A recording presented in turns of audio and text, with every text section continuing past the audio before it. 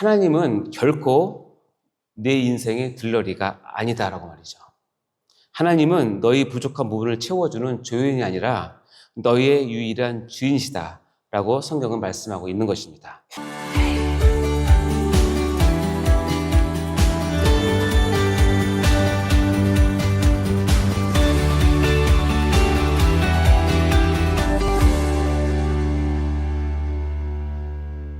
우리 이 시간 같이 나눌 하나님의 말씀은 마가복음 10장 17절부터 22절입니다. 마가복음 10장 17절부터 22절. 예수께서 길에 나가실새 한 사람이 달려와서 꿇어앉아 묻자오되 선한 선생님이여 내가 무엇을 하여야 영생을 얻으리이까? 예수께서 이르시되 내가 어찌하여 나를 선하다 일컫느냐? 하나님 한 분 외에는 선한 이가 없느니라. 내가 계명을 안 하니 살인하지 말라, 간음하지 말라, 도둑질하지 말라, 거짓 증언하지 말라, 속여 빼앗지 말라, 내 부모를 공경하라 하였느니라. 그가 여짜오되 선생님이여 이것은 내가 어려서부터 다 지켰나이다. 예수께서 그를 보시고 사랑하사 이르시되 내게 아직도 한 가지 부족한 것이 있으니 가서 내게 있는 것을 다 팔아 가난한 자들에게 주라. 그리하면 하늘에서 보화가 내게 있으리라. 그리고 와서 나를 따르라 하시니 그 사람은 재물이 많은 고로 이 말씀으로 인하여 슬픈 기색을 띠고 근심하며 가니라. 아멘. 자, 사랑하는 성도 여러분, 오늘 같이 나누는 설교는 어머니가 들려주시던 이야기 시리즈 18번째 시간으로 설교의 제목은 한 가지 부족한 것, 부자, 청년, 관원입니다. 부제가 있는데요. 한 가지 부족한 것은 곧 전부가 없는 것, 이런 제목인데요. 우리 제목과 부제를 한번 같이 읽어볼까요? 시작. 한 가지 부족한 것, 부자, 청년, 관원. 부제는 한 가지 부족한 것은 곧 전부가 없는 것입니다. 오늘 같이 나눌 말씀은 마태복음, 마가복음, 누가복음 이 세 복음서에 모두에 기록될 만큼 아주 중요한 이야기입니다. 성경에 3번씩이나 이렇게 기록될 만큼 의미 있는 사건이라는 뜻이죠. 오늘 말씀의 줄거리는 우리에게 아주 익숙합니다. 한 사람이 예수께 달려와서 꿇어앉아 묻습니다. 선한 선생님이여, 내가 무엇을 하여야 영생을 얻을 수 있습니까? 예수님께서는요, 율법을 상기시켰는데 그가 어려서부터 그것을 잘 지켰다고 하자 예수님께서는 그를 사랑하시며 말씀하시기를 네게 아직 한 가지 부족한 것이 있으니 네게 있는 것을 팔아 가난한 자들에게 주라. 그리고 나를 따르라고 하셨습니다. 하지만 그는 재물이 많아 근심하며 떠났습니다. 이것이 바로 성경이 말하는 부자, 청년, 관원의 이야기입니다. 자, 요즘식으로 표현하면 이겁니다. 이 이야기는 한마디로 이런 질문을 던지는데요. 자, 정말 중요한 게 무엇이냐? 무엇이 중요한디? 이 이야기입니다. 우리는 신앙생활을 하면서 정말 중요한 것을 놓치고 살 때가 많습니다. 오늘 말씀을 통해서 이 청년의 이야기를 다시 들여다보시고 우리 중심을 주님 앞에 다시 세우시는 그런 귀한 시간 되시길 바랍니다. 이 본문 말씀을 다시 한번 천천히 읽어볼 텐데 말씀을 읽으시면서 들으시면서 눈앞에 장면을 한번 그려보시기 바랍니다. 자, 마가복음 10장 17절부터 22절 한번 읽어보도록 하겠습니다. 시작. 예수께서 길에 나가실새 한 사람이 달려와서 꿇어앉아 묻자오되 선한 선생님이여 내가 무엇을 하여야 영생을 얻으리이까? 예수께서 이르시되 내가 어찌하여 나를 선하다 일컫느냐? 하나님 한 분 외에는 선한 이가 없느니라. 내가 계명을 안 하니 살인하지 말라, 간음하지 말라, 도둑질하지 말라, 거짓 증언하지 말라, 속여 빼앗지 말라, 내 부모를 공경하라 하였느니라. 그가 여짜오되 선생님이여 이것은 내가 어려서부터 다 지켰나이다. 예수께서 그를 보시고 사랑하사 이르시되 내게 아직도 한 가지 부족한 것이 있으니 가서 내게 있는 것을 다 팔아 가난한 자들에게 주라. 그리하면 하늘에서 보화가 내게 있으리라. 그리고 와서 나를 따르라 하시니 그 사람은 재물이 많은 고로 이 말씀으로 인하여 슬픈 기색을 띠고 근심하며 가니라. 자, 이제부터 이 말씀 속에서 주님께서 우리에게 주시는 음성을 이 새벽에 같이 듣고 묵상하셨으면 좋겠습니다. 오늘 주님 앞에 이것들을 들으면서 주님을 온전히 따르기로 결단하는 이 아침 시간이 되기를 간절히 바랍니다. 제가 얼마 전에 이 부자 청년의 이야기를 그린 짧은 동영상을 아주 우연히 보게 되었습니다. 이 영상을 보면서 그동안 한 번도 생각해 보지 않았던 이 청년의 마음을 조금은 이해하게 되었습니다. 저도 어릴 때부터 이 이야기는 수없이 들었죠. 그래서 늘 이렇게 결론이 지어졌습니다. 돈을 하나님보다 더 사랑하면 결코 천국에 갈 수 없다. 맞습니다. 이 말씀 속에 분명 이런 교훈도 담겨져 있습니다. 그런데 제 마음 한구석에 늘 풀리지 않았던 궁금증이 있었습니다. 바로 이 청년이 예수님께 드린 질문이었습니다. 내가 무엇을 하여야 영생을 얻으리이까? 이것은 율법적 사고가 아주 물씬 묻어나는 그런 질문임은 분명한데요. 그럼에도 불구하고 그 마음속에는 정말 영생을 갈망하는 간절함이 느껴졌기 때문에 그렇습니다. 혹시 오늘날 우리 교회에 이런 청년이 있다면 아마도 여기 권사님들 사이에서 단연 1등 사윗감이 될 것입니다. 부자죠. 사회적 지위도 있죠. 관원이라 권세도 있죠. 게다가 점수입니다. 거기에 더해서 믿음도 좋아 보이고 헌신도 잘하고 성경도 잘하는, 꼭 제 얘기하는 것도 죄송합니다. 그야말로 완벽한 조건을 가진 청년입니다. 아마도 많은 집사님들, 권사님들이 아마 자기 딸을 주고 싶어 하지 않았겠습니까? 그런데요, 예수님께 내가 무엇을 하여야 영생을 얻을 수 있겠습니까? 라고 물었던 그 사람, 그 청년은 결국 어떻게 마지막에 기록이 되냐면요. 말씀으로 인하여 슬픈 기색을 띠고 근심하며 가니라 라고 끝나버리고요. 그는 예수님의 말씀을 듣고 떠나버렸습니다. 자신의 이름을 성경에 남길 수 있는 절호의 기회를 놓쳐버린 채 결국 무명의, 즉 이름 없는 한 사람, 다시 말하면 실패한 사람으로 기록되고 말았습니다. 자, 왜 그랬을까요? 저는 이 말씀을 계속 묵상하면서 이 청년의 마음과 행동을 헤아려 보면서 문득 이런 생각이 들었습니다. 혹시 청년이 자기 인생의 스펙의 완성을 위해서 하나님이 필요한 것이 아니었을까? 자기 인생의 스펙을 완성하기 위해서 영생이나 신앙이 필요한 것이 아니었을까라고 생각하게 되었습니다.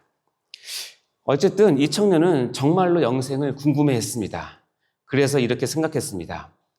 내가 지금 가진 것에 조금 더 노력을 해서 더 채워서 마지막으로 이 영생이라고 하는 종교적 요소 하나만 더 얹으면 아마 나는 완벽해질 거야.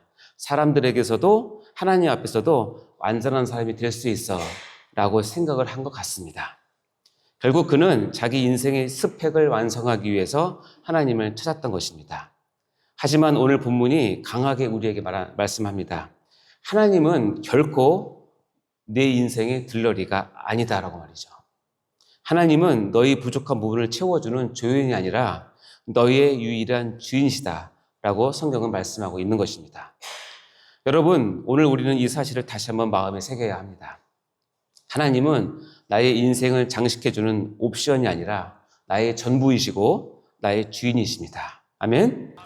그분을 그렇게 믿고 그렇게 사랑하고 그렇게 따라가야 하는 것입니다. 바로 이 청년의 중심을 확인하시기 위해서 예수님께서는 질문 하나를 하셨습니다. 우리가 읽었던 건데요. 네게 아직도 한 가지 부족한 것이 있으니. 저는 이 말씀 읽을 때마다 늘 고민이 되었습니다. 특별히 이번 설교를 준비하면서도 참 고민이 되었습니다. 이 한 가지 부족한 것이 도대체 뭔가. 이 한 가지를 내가 버려야 될 한 가지, 즉 나를 부족하게 만드는 한 가지, 내가 하나님께서 보시기에 좋지 않은 내가 가지고 있는 한 가지로 이해를 해야 될 것인가, 아니면 하나님만을 전적으로 신뢰하는 그 한 가지가 부족하다는 뜻인가? 여러분은 어떻게 생각하십니까? 이 말씀을 들으시면서 여러분은 어떤 느낌이 드십니까? 어떤 뉘앙스로 예수님께서 이 말씀을 하셨을까요? 다시 풀어서 얘기하면 예수님이 말씀하신 이 한 가지 부족한 것이란 너에게 남아있는 죄나 우상을 버려라 라는 의미일까요? 아니면 더 근본적으로 너는 아직 하나님만 전적으로 의지하지 못하고 있다라는 뜻일까요? 어느 쪽일까요? 전자일까요? 후자일까요? 네, 맞습니다. 후자의 뜻에 더 가깝습니다. 왜냐하면 성경 원어를 가지고 예수님의 말씀을 풀면 이것입니다. 너에게 한 가지가 부족하다. 이 표현은 아까 했던 것 중에서 막 후자 뜻에 더 가까운 것 같습니다. 그래서 많은 개혁주의 주석가들은 이 부분을 이렇게 풀이를 합니다. 이 한 가지 부족이란 율법에 무엇 하나를 더 추가해서 완성하라는 뜻이 아닙니다. 오히려 율법의 가장 큰 핵심, 즉 하나님을 마음과 뜻과 힘을 다해 사랑하라는 그 명령을 지키지 못하고 있는 상태를 드러내신 것이라는 뜻입니다. 즉 다시 말하면 청년의 마음에는 여전히 하나님보다 더 사랑하는 것, 하나님을 대신한 우상이 자리 잡고 있었다는 뜻이죠. 그것이 바로 이 청년에게는 제물로 나타났을 뿐입니다. 예수님은 그에게 이렇게 말씀하신 것입니다. 네가 아직도 하나님만을 전적으로 신뢰하지 못하고 있다. 너의 마음에는 여전히 하나님보다 더 의지하시는 것이 있다. 라고 말씀하신 것이죠. 그러니 예수님께서 말씀하신 이 부족함은 단순히 이것 하나를 버리면 해결되는 문제가 아닙니다. 그보다 더 깊은 문제인데요.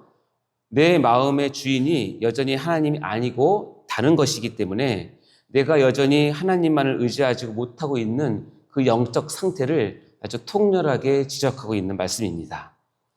결국 오늘 이 말씀의 핵심은 이것입니다. 영생을 얻기 위해서 내가 무엇을 더해야 합니까? 이것이 핵심이 아니라 나에게 이미 주어진 은혜를 어떻게 받아들이고 그 은혜에 어떻게 순종하며 살 것인가를 묻는 것입니다. 이것은 바로 제자도의 길을 뜻하는 것입니다. 이제 오늘 이 새벽에 주님께서 여러분의 이름을 각자 부르시면서 이렇게 말씀하신다면, 아무개야, 재훈아, 너는 아직도 한 가지 부족한 것이 있구나 라고 말씀하신다면 여러분은 그 말씀을 어떻게 듣고 어떻게 받아들이시겠습니까?